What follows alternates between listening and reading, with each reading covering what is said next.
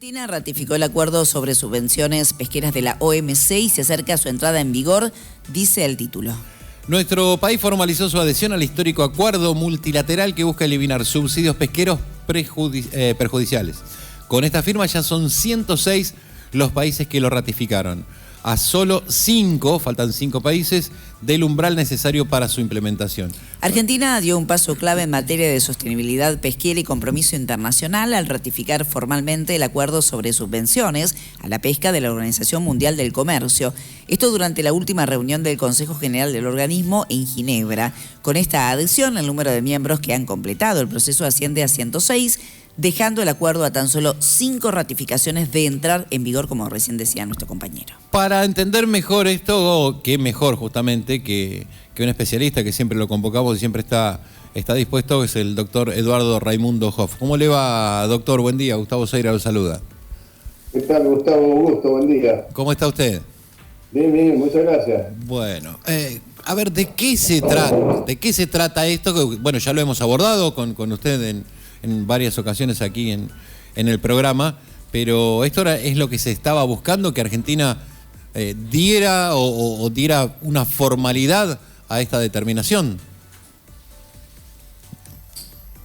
Sí, el paso que se ha dado, Gustavo, es muy importante, porque se enmarca o embarca en una política de protección ambiental, que lo más urgente en este momento es el tema de los mares.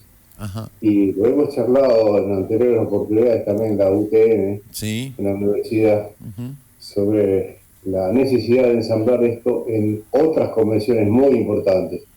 La Convención de Conservación de la Biodiversidad, la de BJN en inglés, de las especies que están más allá de la zona económica, en alta mar, la necesidad de crear parques marinos en forma urgente, la necesidad de conservar la biodiversidad en alta mar en general, la necesidad de controlar el cambio climático, el programa de 30+30, de preservar el 30% de todos los mares para el año 2030. Todo esto es muy importante. Y yo creo que el punto de arranque, Gustavo, en realidad comienza con un movimiento de la década 90, cuando entra en vigencia el protocolo de protección de la Antártida, el año 1991. Y esto me parece que es realmente la piedra de toque. ¿Quién se beneficia con esta determinación?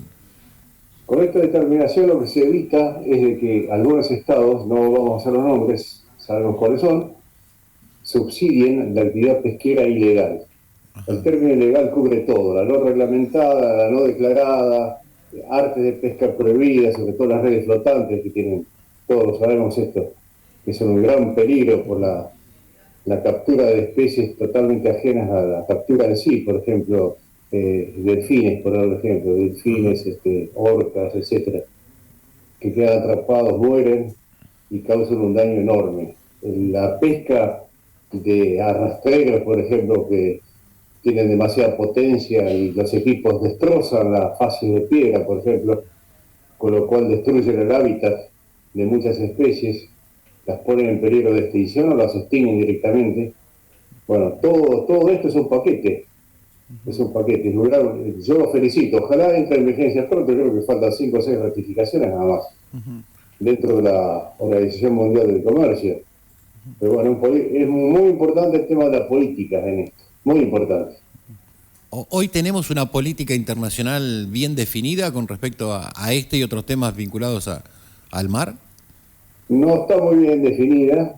Hay gente muy preparada que está trabajando.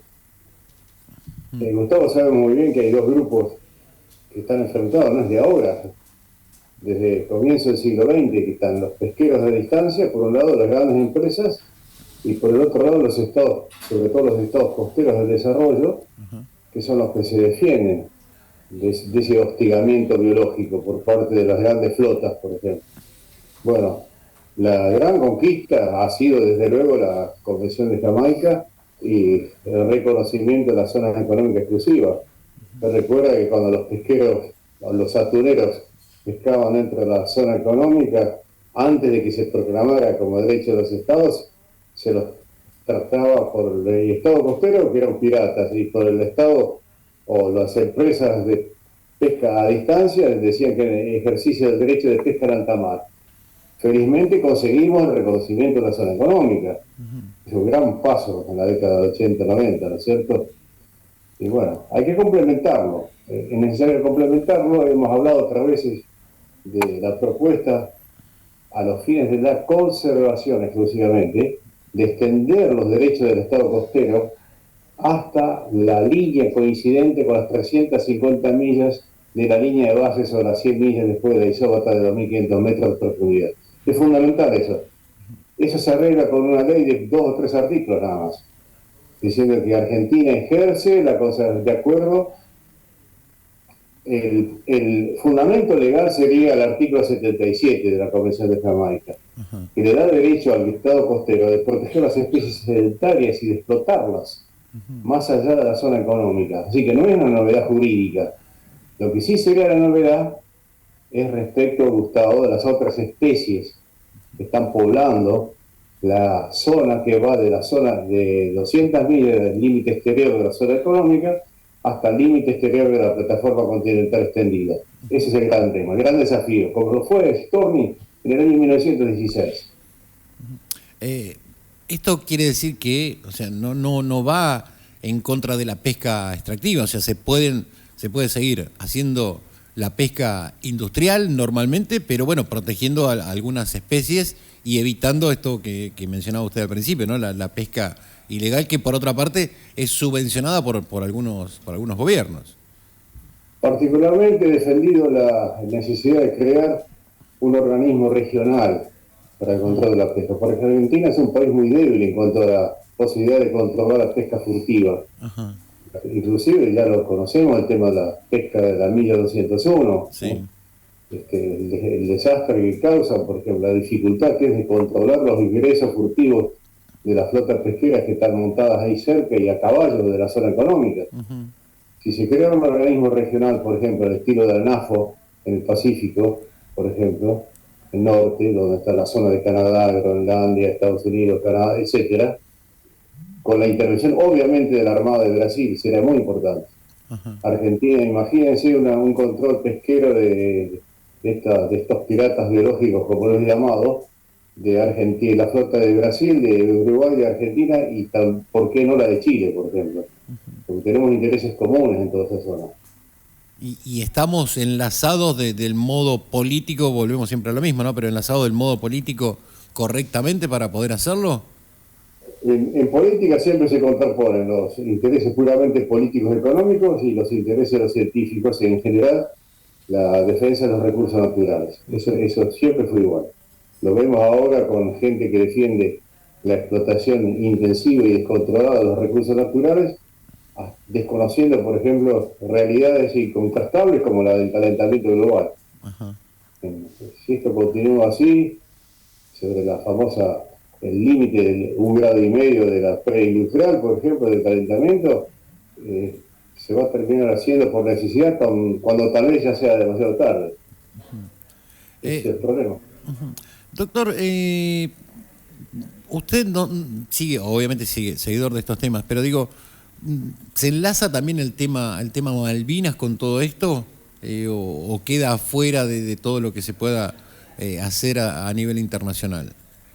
El tema de Malvinas es emblemático, es digno de estudiar en materia de geopolítica, conservación de recursos y todo lo demás, porque en la década 90, cuando después de la guerra de Malvinas, cuando los ingleses nos instalan la famosa FOX y la FIX, la zona de conservación de los recursos vivos y la zona de protección militar, por ejemplo, y las 150 millas y 200 millas, por ejemplo, Argentina celebra un acuerdo muy importante con el Reino Unido. Fue denostado me parece a mí, con una visión un poco sesgada o reducida, diciendo que no nos convenía porque le dábamos demasiado derecho a la explotación petrolera y todo. Pero lo importante desde el punto de vista geopolítico, entiendo, es que el conflicto se mantuvo limitado al Reino Unido con la República Argentina, sin intervención de los habitantes de las Malvinas.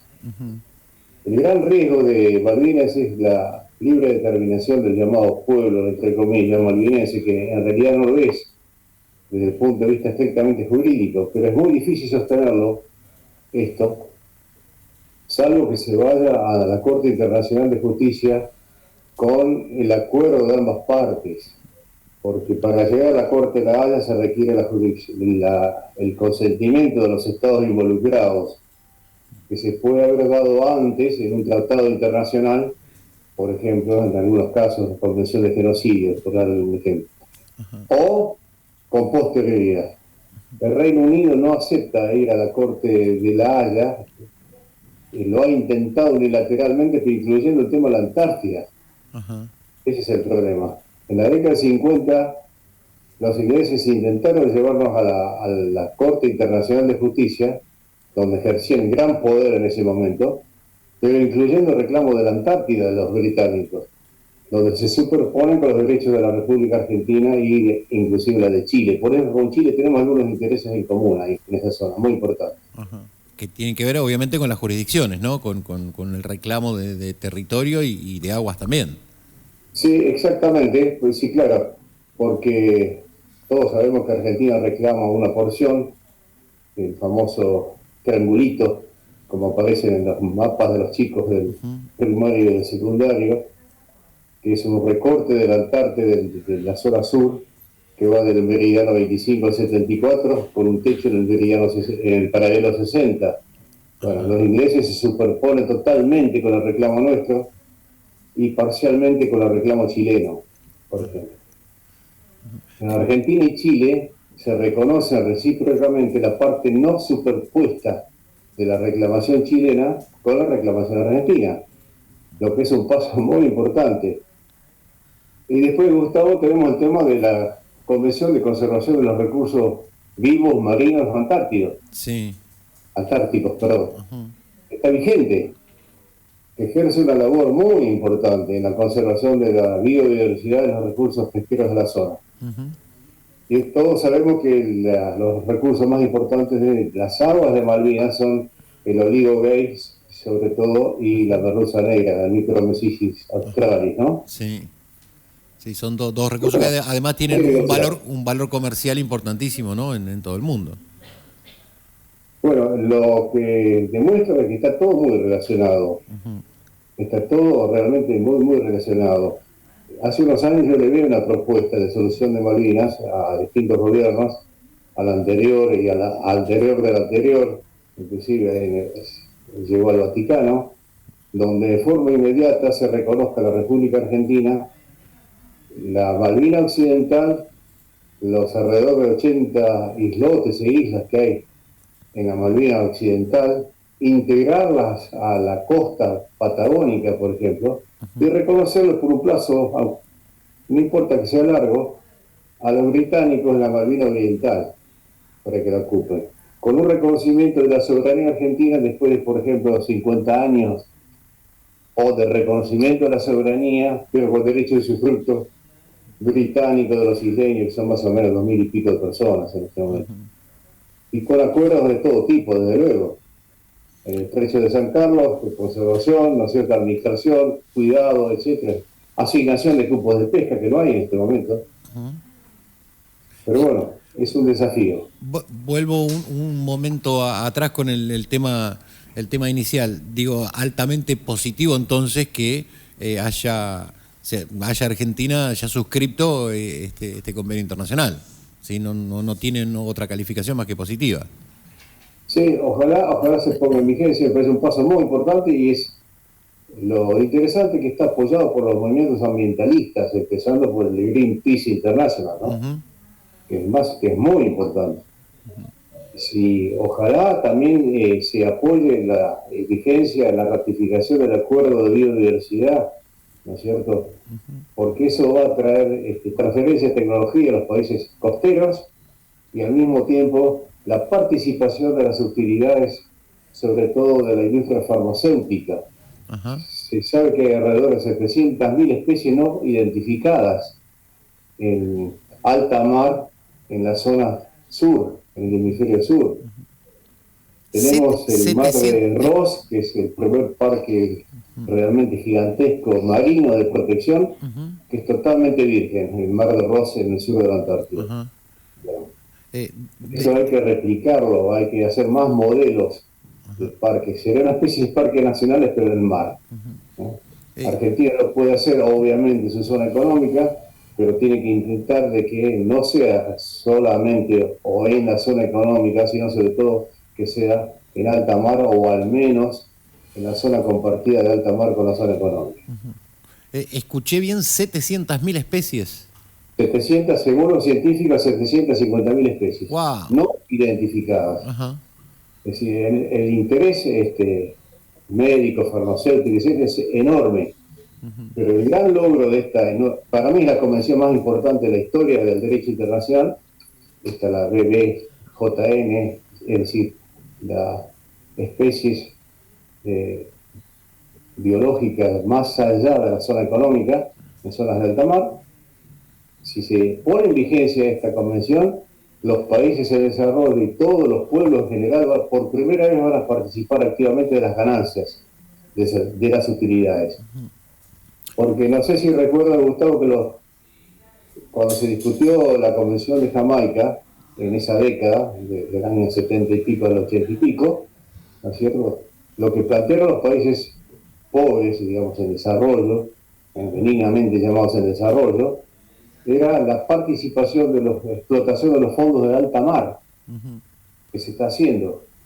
Pero la presión de las grandes empresas fue tan grande de que los países poseedores de la tecnología no ratificaron Jamaica durante bastante tiempo, hasta que se modificó la famosa parte que contemplaba la participación de los pobres, digamos así, en la riqueza de la explotación de los fondos minerales, los famosos nódulos polimetálicos o las papas de manganeso, que sabemos que tienen tungsteno, molibdeno, vanadio, níquel, aluminio, hierro, etcétera, ¿no es cierto? Pero bueno, esta vez se consigue, riqueza, ¿no? No está vigente la convención de BBJN, pero se consigue el reconocimiento explícito por parte de los poderosos, de los no poderosos en la participación de las utilidades.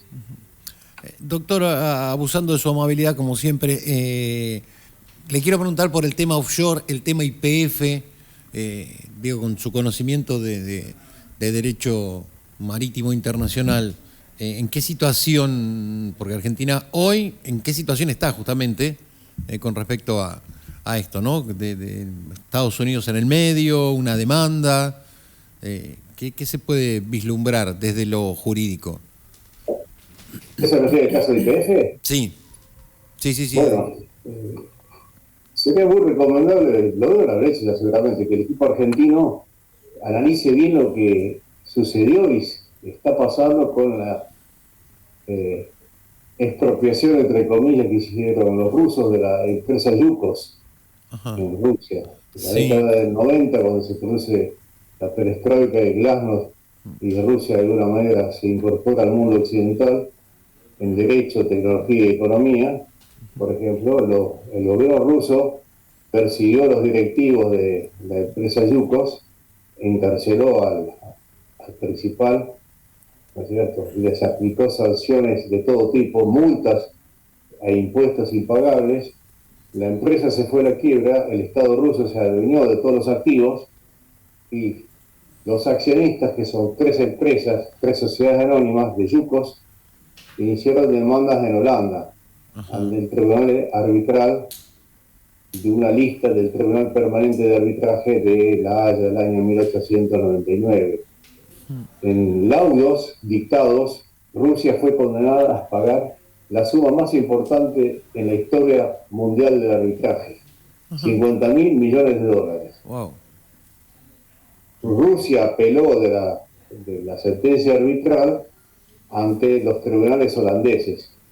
Y ese fue realmente un cuento lindo porque hubo sentencias contradictorias.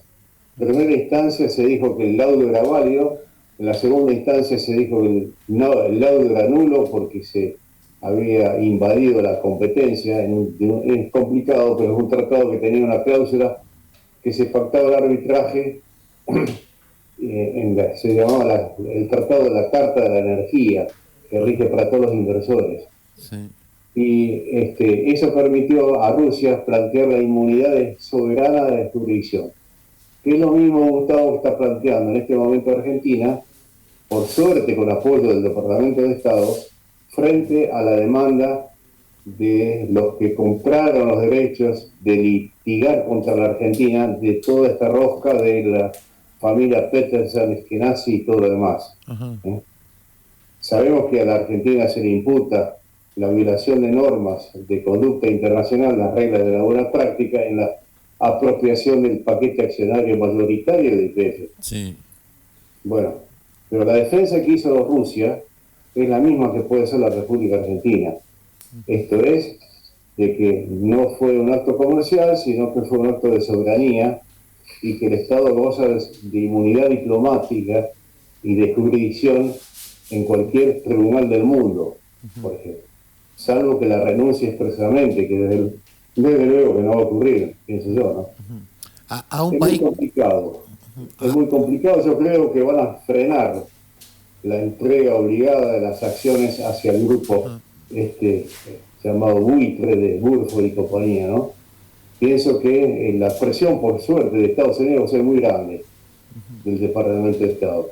Lo que sí hay que negociar, desde luego achicar la deuda y lo importante de poder pagar en el tiempo, en un largo tiempo, o comprometiendo tal vez utilidades de explotación de vaca muerta, se me ocurre, o algo así, ¿no? A un país como la Argentina, más allá del romanticismo, ¿le conviene tener una petrolera de bandera? Desde lo económico, digo. Sí, yo creo que tiene que participar, desde luego. Desde luego, no hay... Sin inversiones extranjeras, ningún país del mundo se puede desarrollar. Ajá. Eso es lo que hay que dejar de lado, la declamación esa del siglo XIX. El mundo ha cambiado. Ningún país que se ha desarrollado lo hizo sin inversiones. Es imposible. Y sabemos que nadie invierte si no tiene seguridades, en primer lugar. Claro. En primer lugar, de que le permita girar por lo menos parte de los dividendos a las casas matrices, fundamentales, como hace Chile, por ejemplo. Y en segundo lugar, que si se llega a expropiar, que nada impide que el día de mañana se quiera nacionalizar todo, se debe pagar en forma previa a una justa indemnización. Y esto ha sido reconocido por las Cortes Internacionales. Ningún Estado puede alinearse de activos de un inversionista si no se cumplen los pasos que dice el derecho internacional y muchas veces el mismo acuerdo de venta de acciones, por ejemplo. ¿Qué fue lo que ocurrió en Argentina? No se respetaron los pasos que había que dar para poder recuperar el total de las acciones de YPF. Esa es la objeción fundamental. No es que no se podía hacer, pero había que cumplir con determinados pasos que por lo que uno lee no se han dado.